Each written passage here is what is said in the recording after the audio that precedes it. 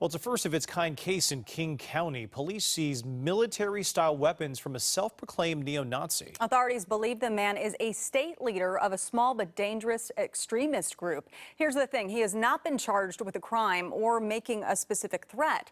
Simone Del Rosario is at our live desk with more on this controversial law that allowed investigators to confiscate his guns. Simone? So red flag laws have always been controversial, but here in Washington in 2016, the measure passed on a ballot with nearly 70% of the vote. A sign that people in Washington are more concerned about guns in the hands of someone who poses extreme risk.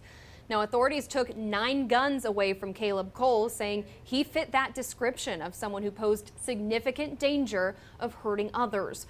According to court documents, Cole is a self-proclaimed neo-Nazi who has made threats to Jews, LGBTQ, and other minority groups. They say he organized and recruited at hate camps as the state leader of a white supremacy group. In videos, members pledged to start a race war, and soon. And he trained on military-style weapons. He was planning for a race war, and he was training other people to help him fight this race war with his weapons. That was enough to certainly to convince me, to convince the judge, that we ought to disarm this young man until we can figure out what's going on.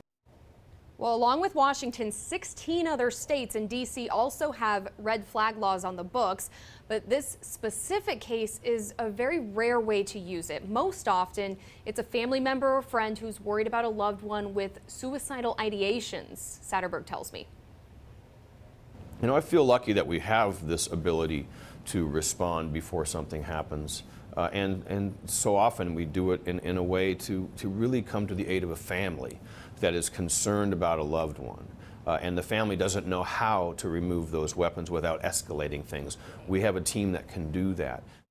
Well, the vast majority of cases in King County deal with just this. In fact, Satterberg tells me 2/3 of cases last year fit this concern.